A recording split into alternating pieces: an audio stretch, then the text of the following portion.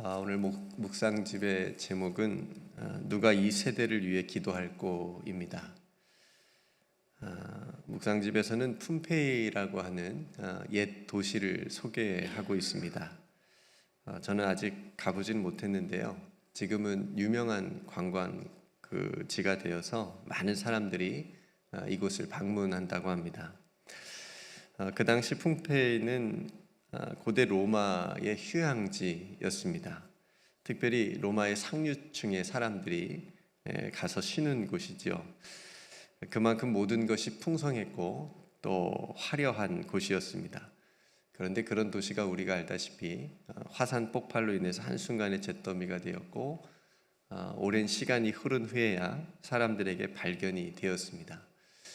그렇게 발견된 뒤에 폼페이가 단순한 휴양지가 아니라 화려함 속에 감추어졌던 그곳에 있던 어떤 욕망과 또 탐욕에, 그래서 굉장히 타락한 도시였다라고 하는 사실이 유물과 또 역사적인 사실로 드러나게 되었습니다. 이런 곳을 보면서 인류는 무엇을 느껴야 될까요? 단순한 관광하러 가서 보고 오는 그런 도시가 아니라 우리에게 주는 교훈이 있겠지요. 인간의 욕망과 쾌락의 끝이 무엇인지를 그 도시가 우리에게 보여주고 있고, 그래서 우리 인류 문명의 도시 문명이 그렇게 가면 안 되겠구나 라고 하는 것을 우리가 생각해 보게 됩니다. 오늘 읽은 창세기 본문은 폼페이와 같은 길을 걸었던 소돔과 고모라의 이야기입니다. 아브라함과 조카 롯이 서로 많은 소유로 인하여서 헤어지게 되죠. 그래서 아브라함이 조카에게 먼저 네가 가고 싶은 곳을 골라라 해가지고 이제 롯이 고른 땅이 소돔과 고모라 땅이지 않습니까? 성경에는 이 소돔과 고모라에 대해서 이렇게 얘기합니다. 물이 넉넉한 여호와의 동산 같고 애굽 땅과 같았더라. 그러니까 굉장히 좋은 땅이라는 의미입니다. 그러니까 모든 것이 풍성했고 모든 보기에 너무나도 좋은 그런 도시였던 거죠.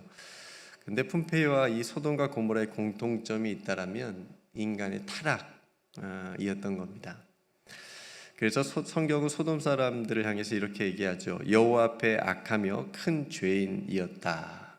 그러니까 눈에 보기에는 굉장히 좋고 화려하고 풍성하고 부족한 것이 없는 그런 도시였는데 그 안에 들어가서 보니까 사람들이 하는 짓이 하나님 보시기에 너무너무 악한 그런 죄악된 모습이었다라고 하는 거죠. 하나님이 없는 도시였고 말씀이 사라진 도시였고 또 정의가 실종된 그런 도시였던 겁니다. 그러니까 이렇게 이 푼페이와 소돔과 고모라 이 두 도시는 인류에게 있어서 결국 잿더미가 된 타락한 그런 도시의 상징이 되었습니다. 소돔과 고모라가 얼마나 타락한 도시였는지를 오늘 본문이 우리에게 말해주고 있지요. 아브라함은 조카 롯이 살고 있는 이 소돔과 고모라 땅을 향해서 하나님께 기도를 드립니다. 하나님께서 이 소돔과 고모라의 죄악을 보시고 심판하려고 할 때에 아브라함이 이렇게 기도하죠. 주께서 의인과 악인을 함께 멸하시렵니까?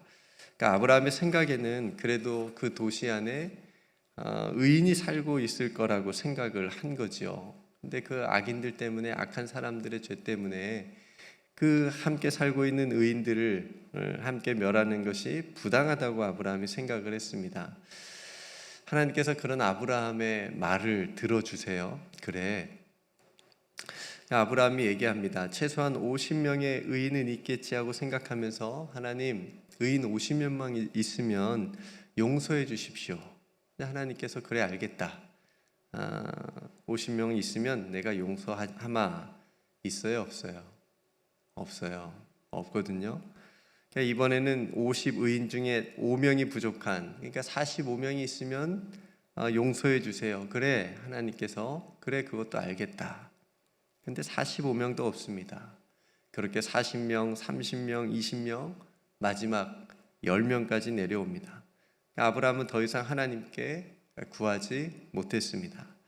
그러니까 의인 10명도 없는 도시, 그만큼 타락한 도시, 그만큼 죄악이 번성한 도시였다라고 하는 의미겠죠.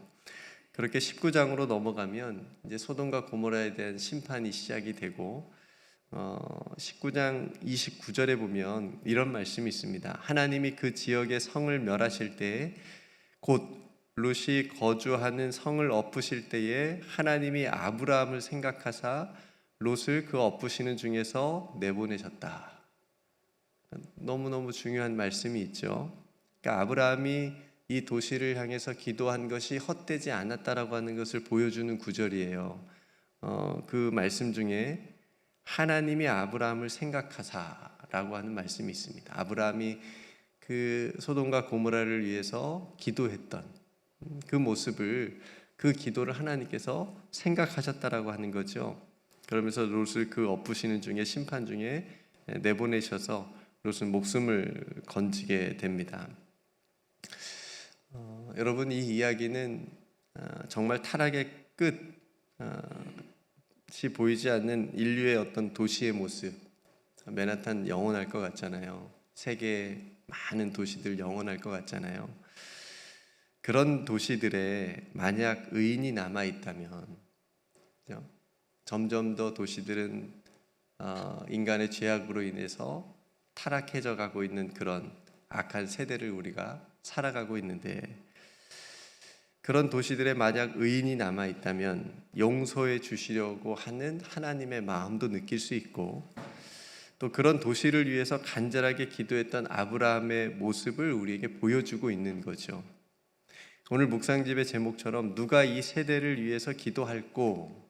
라고 하는 질문을 우리가 한번 생각해 보면, 아브라함처럼 우리가 살아가는 이 세대, 이 악한 세대를 위해서 간절하게 우리는 얼마나 기도하고 있는지, 그냥 바라만 보고 있는 것은 아닌지, 어떤 불의한 일에 대해서 비판만 하고 있는 것은 아닌지 우리도 또 생각해 볼 수 있는 지점입니다. 오늘날 점점 타락하고 이기적이고 악해져가는 이 세대에도 그 속에서 믿음을 지키면서 살아가고 있는 사람들이 있습니다. 그 속에서 가난하고 약한 이들과 함께 서 있는 사람들이 있습니다. 하나님의 공의가 세워질 것을 굳게 소망하면서 살아가는 그 사람들의 기도를 하나님께서 아브라함을 생각하셨던 것처럼 그 사람들의 그 삶과 기도도 하나님께서 듣고 계시는 줄로 믿습니다. 여러분, 정말 기도할 것이 많은 시대를 우리가 살아가고 있습니다. 인간의 멈출 수 없는 탐욕으로 인한 침략 전쟁이 지금도 계속되고 있고요. 여기저기 독재 정권이 일어나고 있고요. 부와 빈곤의 차이가 그 어느 시대보다 큰 시대를 우리가 살아가고 있습니다. 정말 암울한 세대죠. 지구 공동체가 함께 살아가야 되는데 상생이 아니라 자국의 이기주의로 다른 나라의 생존까지 위협하는 그런 시대를 살아가고 있습니다. 더 안타까운 것은 하나님을 믿는다고 하는 사람들조차도 옳고 그름을 분별하지 못하는 그런 못하고 넘어지는 시대가 되었습니다. 여러분, 만약 이런 시대가 계속된다면 어떻게 될까요? 결국은 오늘 소개되고 있는 폼페이와 같은 도시, 소돔과 고모라와 같은 그런 도시처럼 언젠가는 잿더미가 될 것이라고 하는 성경의 경고를 우리는 무겁게 받아들여야 하겠습니다. 그렇게 되지 않기 위해서 오늘 제목처럼 누가 이 악한 세대를 위해서 간절하게 기도할 것인가, 저와 여러분들이 되기를 간절히 소망합니다. 인류 역사상 기도가 필요하지 않았던 시대가 한순간도 없었으리라고 생각이 되어집니다. 그때마다 누군가 간절히 이 세대를 위해서 기도했기 때문에 여기까지 올 수 있었습니다. 느헤미야도 예레미야처럼 무너져가는 나라를 위해서 하나님의 자녀들이, 저와 여러분들이 더욱 이 세대를 위해서 기도해야 되겠습니다. 오늘 또 평화를 위해서 일하는 사람들이 있습니다. 오늘 또 정의를 위해서 기도하며 일하는 사람들이 있고요. 오늘 또 바른 교회, 또 바른 세상을 위해서 기도하고 일하는 사람들이 있습니다. 하나님께서 그 사람들의 기도를 통하여서 긍휼히 여겨주시고 또 정의를 베풀어 주실 줄로 믿습니다. 기도하는 의인 한 사람, 그 한 사람만 있어도 그 한 사람의 기도를 통해서 하나님께서 다시 새로운 일을 해 주실 줄로 믿습니다. 저와 여러분들이 그 기도하는 한 사람이 되시기를 주님의 이름으로 축복합니다. 그 기도의 길에 저와 여러분들이 함께 서 있을 수 있기를, 그래서 이 세대, 이 악한 세대가 다시 하나님이 기뻐하시는 세대로 다시 새롭게 나아갈 수 있는 그런 소망을 가지고 오늘 하루도 기도하며 서 있을 수 있기를 주님의 이름으로 축복합니다. 오늘 이 말씀 생각하시면서 기도할 수 있기를 원합니다. 우리 박여진 자매님은 퇴원을 잘 하셨어요. 너무너무 감사한 일입니다. 하나님께서 그 생명을 붙들어 주셔서 퇴원을 잘 하셔서 이제 회복 잘 하실 수 있도록 여러분 계속 기도해 주시고, 지금 우리나라에 산불이 너무나도 큰 산불이 계속 나고 있는데, 우리 성도님 한 가정 가운데, 그러니까 부모님이 그 지역에 사셔서 또 피신도 하셨고 굉장히 연락도 잘 안 되고 또 연로하셔서 굉장히 어려운 상황에 있습니다. 매연 때문에 호흡도 너무 힘들고 그런 상황이라고 하시니까 여러분 꼭 기도해 주시기를 부탁을 드립니다. 함께 제가 먼저 기도하고 우리 함께 기도로 하루를 시작합니다. 하나님, 정말 기도가 필요한 세대를 우리가 살아가고 있습니다. 우리들의 연약함, 또 탐욕, 욕망으로 인해서 이 세대가 점점 더 악해져 가는 것을 우리가 목도하고 있습니다.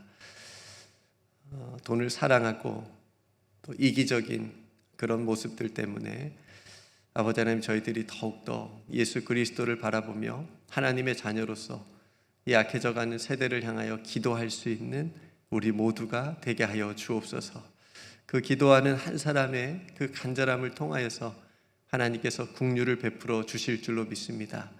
하나님께서 아브라함을 생각하셨던 것처럼 하나님 저희들을 생각하여 주시고 저희들의 기도를 통하여서 하나님께서 새 일을 행하실 줄로 믿고 나아갈 수 있는 우리 모두가 되게 하여 주시옵소서.